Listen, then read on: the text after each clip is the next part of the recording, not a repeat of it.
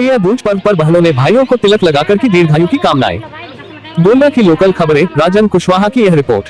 गोंडा परस्पर क्षेत्र में गुरुवार को बड़े ही धूमपूर्वक भैया दूज का पर्व मनाया गया।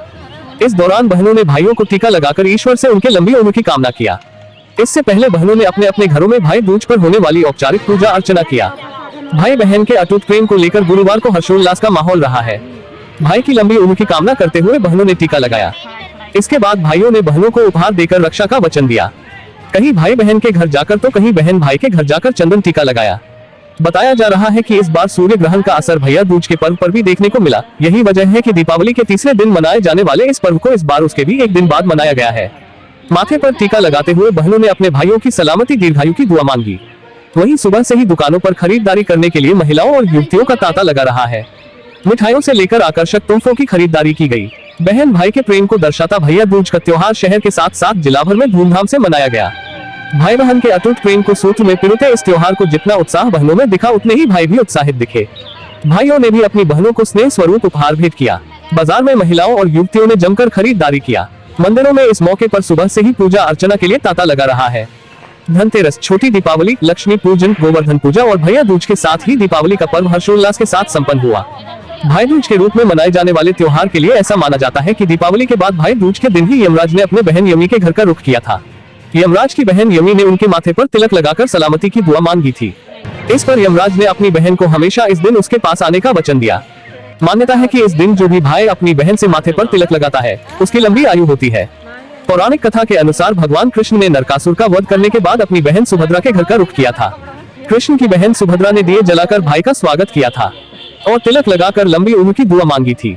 हिंदू पंचांग की गणना के अनुसार इस वर्ष कार्तिक माह के शुक्ल पक्ष की द्वितीय तिथि 26 और 27 अक्टूबर 2 दिन रहा है, जिसके कारण भाई दूज को लेकर मतभेद माना गया। पंचांग के अनुसार कार्तिक शुक्ल पक्ष की द्वितीय तिथि 26 अक्टूबर को दोपहर 2:43 पर शुरू हुई। फिर यह द्वितीय तिथि 27 अक्टूबर को दोपहर 12:45 पर समाप्त हुई। धार्मिक मान्यताओं के अनुसार भाई दूज के त्योहार पर भाई ने अपनी बहन के घर जाकर भोजन किया, फिर बहनों ने उनको तिलक लगाया।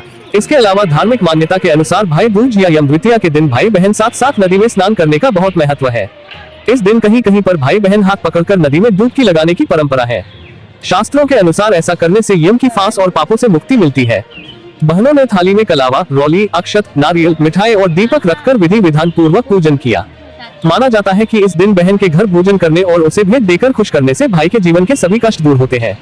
पौराणिक कथाओं अनुसार यमुना और यमराज दोनों ही भाई बहन हैं। शास्त्रों के अनुसार यमुना जी अपने भाई यम से बड़ा स्नेह करती थी। वह अपने भाई यम से बार बार आग्रह करती कि वह उसके घर आए और भोजन करे। चाहते हुए भी यमराज अपने काम में व्यस्त रहने के कारण बहन यमुना के घर नहीं जा पाते। बहुत समय बीत जाने पर एक दिन यम को बहन यमुना की बहुत याद आई और उन्होंने बहन के घर जाने की ठान ली। यम ने अपने दूतों से यमुना को ढूंढने के लिए कहा, लेकिन उन्हें तलाशने में दूत सफल नहीं रहे। तब यमराज स्वयं भी गोलोक गए, जहां विश्राम घाट पर यमुना जी से भेंट हुई। भाई को देखते ही यमुना ने भावविभोर होकर उनका बड़ा स्वागत सत्कार किया तथा उन्हें अनेकों प्रकार के परम स्वादिष्ट व्यंजन भोजन में परोसे। इससे यमदेव बहुत प्रसन्न हुए और बहन से कहा, बहन आज तुम कोई भी मनोवांछित वर मांग लो। बहन यमुना के मन में कलयुग में जन कल्याण की चिंता हुई और उन्होंने कहा, भैया मुझे वरदान दो कि जो भाई बहन यम द्वितीया के दिन मेरे जल में स्नान करे, उन्हें यमलोक की कठोर यातनाएं न सहन करनी पड़े। Please like Circle Media News Channel Gonda, share and subscribe. Thanks.